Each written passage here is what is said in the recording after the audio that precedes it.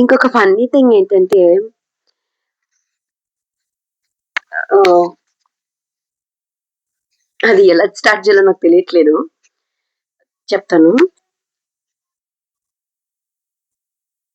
పీటీఎంకి parents వస్తారు. నేను కూడా ఒక పేరెంట్‌నే.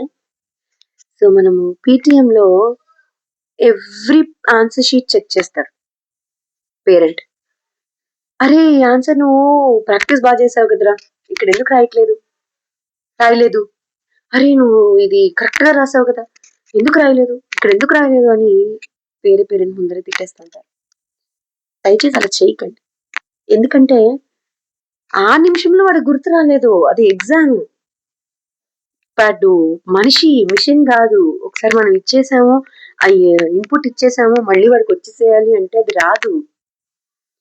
ఇంకొకటేంటంటే ఎలా మాట్లాడతారంటే, మేడం ఇది మేము మా అబ్బాయికి ఇంట్లో చదివించేసాము.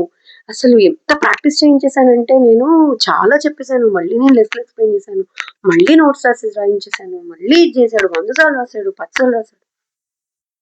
ఎన్ని సార్లు రాసినా, ఎంతసేపు చదివినా వాడికి ఎగ్జామ్ మూమెంట్‌లో ఎంత గుర్తుంటే అంతే రాస్తాడు.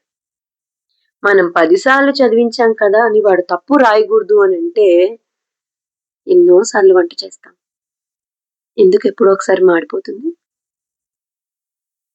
అంతేనా? మనకు చాలా తెలివుంటుంది.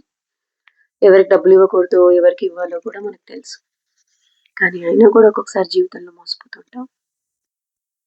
మన లైఫ్‌లో జరిగే పెద్ద పెద్ద విషయాల్ని పిల్లల జీవితంలో జరిగే చిన్న చిన్న విషయాలతో కంపేర్ చేసుకోండి. మీకు అర్థమైపోతుంది. వాళ్ళు పిల్లలు. అలా చేయకండి.